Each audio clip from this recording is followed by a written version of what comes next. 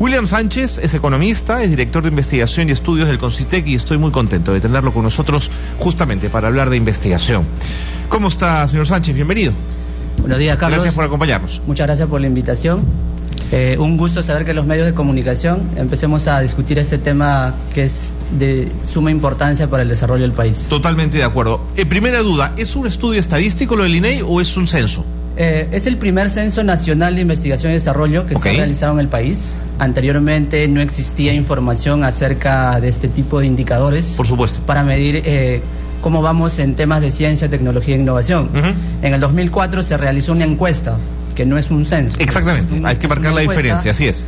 En donde los indicadores no tenían mucha consistencia. Entiendo. Digamos, mientras que en colaboración con el INEI hemos trabajado el primer censo, información que en otros países de la Alianza del Pacífico se realiza cada 2 años, mientras que en los países avanzados de la OCDE cada año. Cada año. Entonces desde el CONCITEC vamos a hacer todos los esfuerzos necesarios para que al menos cada 2 años se continúe recogiendo este tipo de información. Esa periodicidad en los países OCDE de hacer una investigación anual de cuál es el estado de la investigación revela la importancia que le asignan además al hecho de la investigación. Señor Sánchez, pero antes de entrar en los datos del censo, y le pediría mucha precisión porque el tiempo abruma, ¿investigar para qué? Sería la primera pregunta. Le pediría que se acerque un poquito más al micro para poder escuchar. Correcto. Tanto la evidencia teórica como la evidencia empírica nos muestra que la investigación y sobre todo el gasto que se destina a investigación y desarrollo es uno de los principales factores que explica la productividad, la competitividad de una economía. ¿Es una palanca? Es una palanca para impulsar el crecimiento económico. Actualmente estamos muy preocupados de la desaceleración de la economía y desde el CONCITEC estamos mostrando con evidencia de que uno de las reformas estructurales que debemos priorizar es efectivamente impulsar más I+D. Entonces, es investigación para aplicación inmediata, para tecnología, en algunos rubros, ¿no es cierto? Porque también esa es otra pregunta. ¿Cuáles son los niveles de investigación a los que quisiera aspirar el CONCITEC? Efectivamente. Actualmente, para entender I+D tenemos la investigación básica. Es un escenario en donde se generan nuevos conocimientos, leyes, teorías, sin ningún objetivo en particular. Entiendo. El otro rubro es la investigación aplicada, donde sí ya se realiza innovación. De acuerdo. Ahí es donde se dan las patentes. Y la tercera fase, previa a la innovación, es el desarrollo tecnológico. De acuerdo.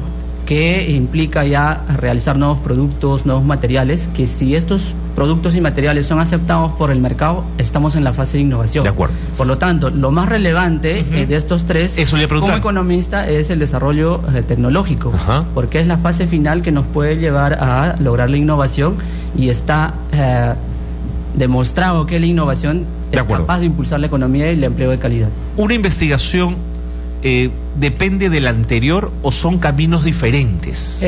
Sí, o sea, el desarrollo tecnológico utiliza todo el conocimiento que se ha realizado en la investigación aplicada y en la investigación básica. O sea, se necesitan una a la otra, digamos. De acuerdo. Sí. Yo no quiero desdeñar, por ejemplo, la investigación que se hace en el campo de las humanidades, la literatura, la filosofía, que es de una riqueza importante y que hay que hacerla, pero en términos de impacto al desarrollo, diría que es donde menos se impacta. Efectivamente.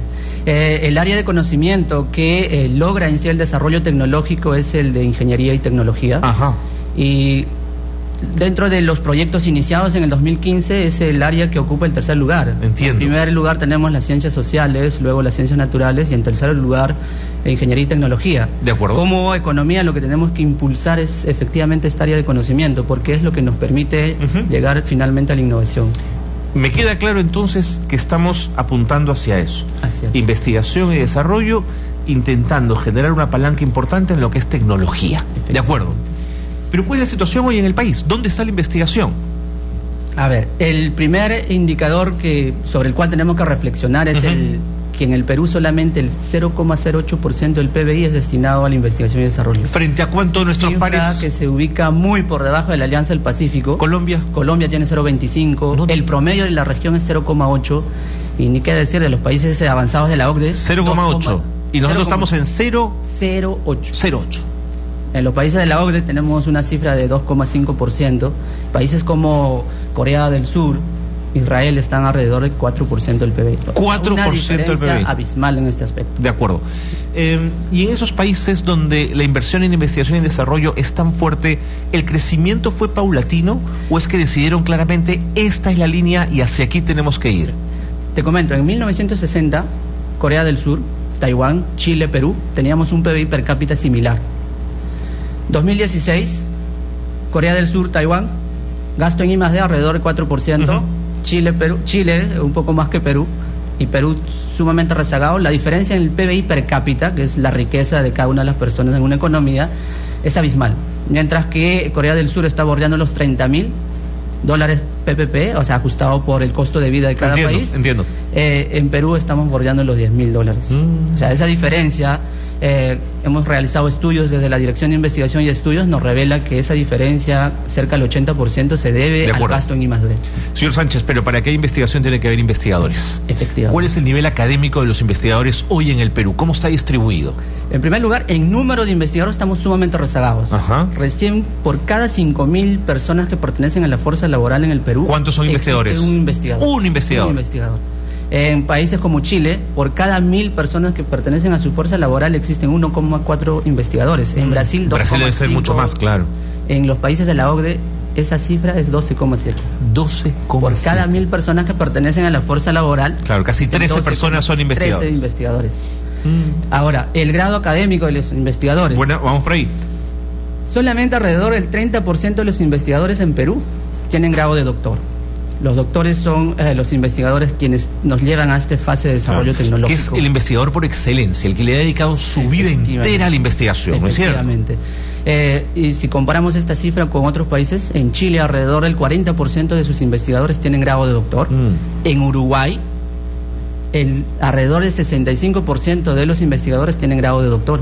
En los países de la OCDE esto está bordeando una cifra de 46%. Ahora, es abismal la diferencia. Y en ese análisis podemos hacer más finos y ver de dónde viene ese doctorado también, ¿no es cierto? Efectivamente. Porque si viene de una universidad media bamba tampoco nos sirve mucho, ¿no? Desde ahí el CONCITEC está trabajando en financiamiento para becas, maestrías a doctorados en las 150 mejores universidades a nivel mundial. Esa es una apuesta. Efectivamente. Y asimismo se está impulsando proyectos de investigación. Más de 1.000 proyectos de investigación que se está financiando en los últimos 3 años. Entonces, de 5.000 personas que trabajan en el Perú, una se dedica a la investigación. Y si hacemos distribución por áreas donde se invierte la investigación, ¿cómo lo distribuimos? Primero es la academia, la empresa privada, el Estado. Dentro de las instituciones que más gastan en investigación y desarrollo tenemos a los institutos públicos de investigación, las famosas IPIs. Que son el INIA, por ejemplo, el IGP, IMARPE. Ok. En segundo lugar tenemos a las universidades privadas sin fines de lucro. Entre estas dos instituciones, alrededor del 70% del gasto total. O sea, en estas dos instituciones se realiza ese tipo de gasto. Perdón, ¿y las universidades privadas con fines de lucro cuánto invierten en investigación? En tercer lugar tenemos a las universidades públicas. En cuarto lugar tenemos a las instituciones privadas sin fines de lucro, GRADE, por ejemplo, el Instituto de Estudios Peruanos. En último lugar tenemos a las universidades privadas con fines de lucro. Increíble. Increíble, sí. O sea, el IEP, ¿no es cierto? GRADE, invierten más que las universidades privadas con fines de lucro. Las universidades privadas. Eso es tremendo. Ese dato es bien potente. Es bien potente y sobre los cuales tenemos que reflexionar como país y empezar a impulsar este tema. ¿Este censo nos ha ofrecido data de inversión en investigación a nivel regiones? Efectivamente. ¿Cómo está la cosa? A ver, el problema es que alrededor del 70% del total del gasto en I+D está concentrado en Lima y Callao. No le creo. Y solamente un 4% en Arequipa, otro 4% en Piura, un 3% en Amazonas, otro 3% Eso de Amazonas, cuando he visto el informe antes de esta entrevista, me ha parecido interesante, ¿no es cierto? Es un despunte para una región casi olvidada en el país, ¿no? Sí, hay algunas IPIs, institutos públicos de investigación que están trabajando en ese tema. Pero desde el CONCITEC estamos trabajando en algunos temas con las universidades públicas que tienen mayores recursos por canon. Ok. Tenemos el caso de Arequipa, San Agustín de Arequipa, ya tenemos un convenio con ellos. Lo mismo sucede en Cusco, con la Universidad Nacional San Antonio de Abad, también con Ancash, la Universidad Santa, y en Trujillo, la Universidad Nacional de Trujillo, para tratar de revertir esta centralización que hay en el gasto en I+D. ¿Tiene algún estímulo la universidad pública, estímulo económico por parte del Estado para poder invertir? Si invierto en investigación y obtengo resultados, de pronto recibo un bono, un extra en los recursos del año que viene. ¿Hay ese tipo de incentivos? En este tipo de políticas todavía estamos rezagados. Nos falta impulsar muchísimo para Sánchez, hacer este cada tipo cosa de... que le pregunto, usted me dice, estamos rezagados, Estamos fregados. estamos fregados, es la verdad. Y esta base de datos que hemos podido obtener nos sirve efectivamente para tener un diagnóstico sobre la situación actual. Esto no es estadística, claro. Y eso nos va a servir para empezar a generar instrumentos, diseñar políticas y programas para revertir esta situación que, si estamos aspirando a entrar a la OCDE, definitivamente tenemos que cerrar estas brechas que hay actualmente. Solamente comparar lo que se dinamizó dentro del CONCITEC a partir de la mejora en el presupuesto anual del CONCITEC en el gobierno anterior fue sin duda una diferencia, ¿no es cierto? En el 2012 el presupuesto de CONCITEC era de alrededor de 15 millones. Así es. En el 2016 hemos alcanzado, gracias al esfuerzo de la presidenta Gisela Orjeda. No toque cosas tristes, por favor. Logramos... es inconcebible que una profesional de su nivel ya no esté en CONCITEC, pero en fin, esa es otra discusión. ¿De acuerdo? En el 2016 logramos tener un presupuesto de 130 millones. Ajá. Pero si nosotros comparamos estos 130 millones con respecto al PBI, solamente representa 0,02% del PBI. O sea, es una lágrima, de verdad, tener esta cifra para un sector que todavía no ocupa el lugar que debería, si queremos algún momento ser un país desarrollado. Preguntas muy concretas. ¿El investigador peruano tiene rostro de hombre o rostro de mujer? La información del censo también nos permite hacer los cálculos de la brecha de género entre investigadores. Por cada investigadora tenemos 2,1 investigadores. El doble. El doble. Y en las ciencias duras, tales como las ciencias naturales y las ciencias de ingeniería y tecnología, la brecha es mucho más amplia. Mucho mayor.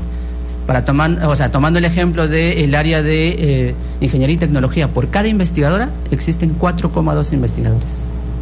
En el área de las ingenierías. De ingeniería y tecnología. O sea, ahí la brecha es abismal. ¿Tiene rostro de joven o rostro de persona adulta? Yo creo que rostro de joven, porque el mayor sesgo de edad de los investigadores, estamos hablando de 35 a 45 años. Aunque es comprensible también que sea en edad adulta, porque el doctorado se obtiene más o menos a partir de los 30, digamos, ¿no? Para alguien que se dedicó a la investigación. Pero ese tipo de información también nos va a permitir diseñar.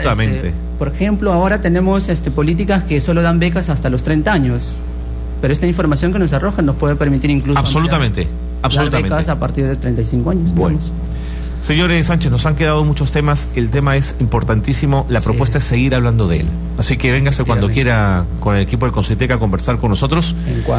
Con mucho gusto. Y ojalá que las cosas en el CONCITEC sigan siendo como han estado en estos últimos años, liderados y dirigidos. Muchas gracias por Gracias, y un último saludo a toda la gente que compone la Dirección de Investigación y Estudios, que estamos trabajando muchísimo para generar evidencia y diseñar políticas y programas de una manera que tenga sustento técnico hacia adelante. Que es como se deben hacer las cosas. Muchas gracias, señor Sánchez. Gracias.